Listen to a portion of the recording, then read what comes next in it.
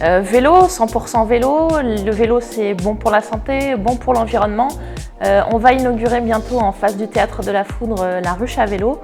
On met en place aussi l'apprentissage du vélo pour les élèves de maternelle, donc évidemment vélo.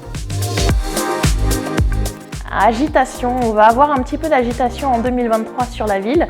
On poursuit les travaux dans le Petit-Quevilly village, dans le quartier de la Piscine. L'avenue des Canadiens aussi va être en travaux, donc agitation. Public, 100% public. Ici, on a la chance d'avoir de nombreux services publics. On a pris la décision de mettre en place un plan de sobriété pour conserver l'ensemble de nos services publics ouverts, et notamment la piscine municipale, en gelant les tarifs pour 2023, donc 100% public.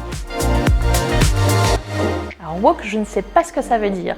Si être woke, wokiste, c'est lutter contre les discriminations liées au genre, liées à l'origine, liées à l'orientation sexuelle, peut-être que je suis woke ou wokiste.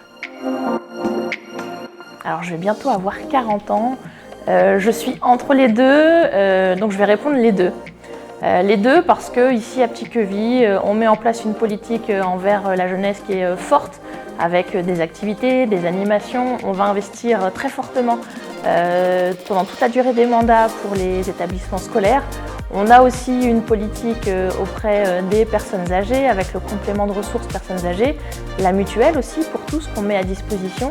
Et puis on a toutes ces animations qui sont envers tous les publics, qui s'adressent à tous les publics, qui permet finalement de retrouver tout ce lien intergénérationnel.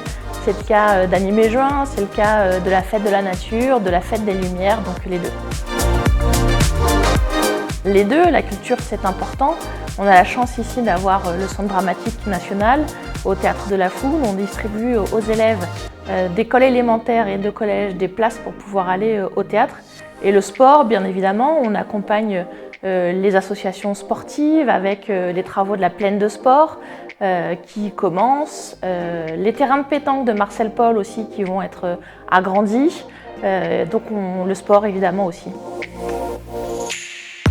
Ah, j'ai pas envie de me faire d'ennemis et puis on a la chance ici d'avoir un club en Ligue 2, donc je vais répondre QRM. Alors pour 2023, je vous souhaite évidemment pour vous, pour tous vos proches, plein de réussite, de grand bonheur et en tout cas une excellente année à toutes et tous.